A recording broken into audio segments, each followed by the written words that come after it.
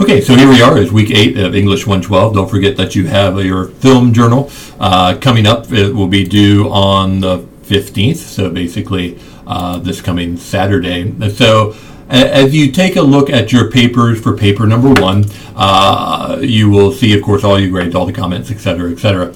But I just wanted to emphasize something to each of you who are taking this class and watching these videos and keeping up with everything.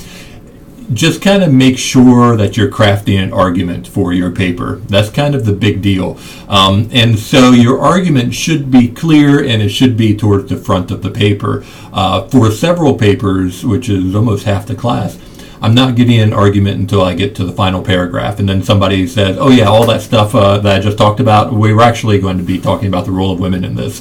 That's not the way that you put together a rhetorical argument. You need to start off with your argument essentially within the first couple of paragraphs. Don't include information that's not relevant. So if Robert Frost is born in 18 whatever, okay, so how does that fit in? Are you going to talk about the time period and the importance of the time period that Robert Frost was born in? If not, you don't include it. Robert Frost went to this and this college. Oh, are you going to talk about the culture of that college campus while he was there and how that influenced his poetry? If not, don't include it. Okay, so a lot of people are adding these extraneous details that sort of distract or delay the argument and make it very difficult to decipher.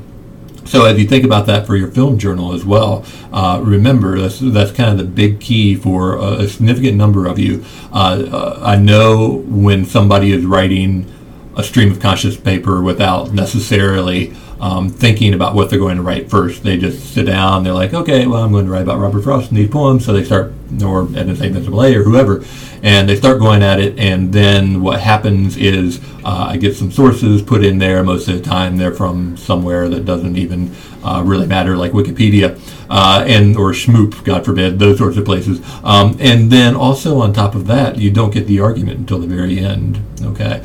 And so remember to kind of structure your paper, plan it out. I'm not the one that's going to be asking you for outlines or what they call those things, like the brain maps or brainstorms or the little bubbles that you draw out all your. I don't really do that because everyone comes to it in a different way. Now some of those ways are incorrect, and coming to it from I'm going to write about Robert Frost, I'm going to sit down and start typing is not a good way to put together ideas. Is not a good way to structure an argument. So just kind of keep that in mind. We're going on into Southern literature as well, and so one thing I encourage everyone to do is I provided a link to Harry Crews talking about Southern literature, and in there you will find the sources for your argument essentially that you're going to make next, and he talks about how folklore is prevalent in Southern literature. He talks about how the concept of original sin,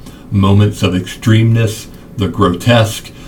He talks about the morality of right versus wrong and no gray areas in that. He talks about how nature is inherently dangerous and is something to be, if not feared, at least concerned about.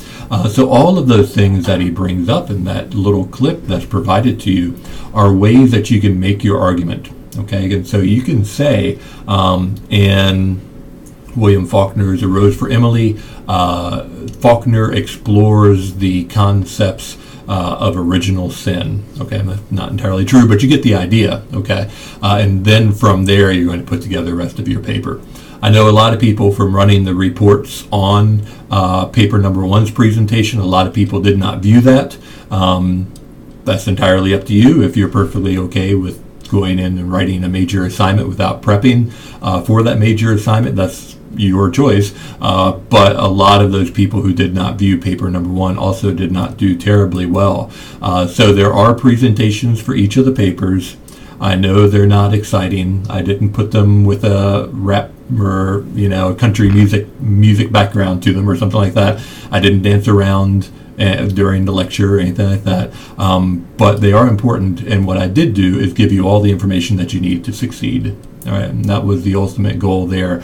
And I know students in the past have said, oh, that's not terrible, it's not fun to watch. Well, welcome to college. Okay, for the most part, people aren't going to be fun. They're going to be trying to teach you things. And yeah, you can teach people while you're having fun, but that's not entirely the same. And so again, if you haven't viewed paper number 2's presentation, make sure you do so. You take notes out of that. Watch that Harry Cruz video too. It's only a couple minutes, and that should give you some ideas about what the American South is.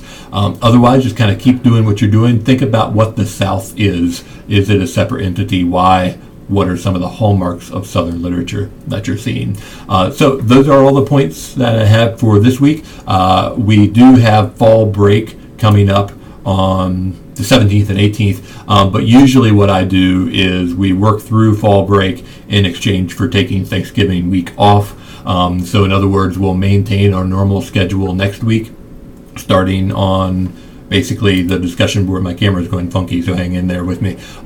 So starting our discussion board on 16th, everything due on the 22nd, basically. And then when we get to Thanksgiving, we'll just skip that week and take a break and come back after that. A lot of people like that because they go places on Thanksgiving, et cetera, et cetera.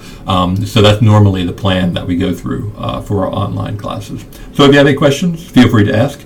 Otherwise, I will talk to you next time.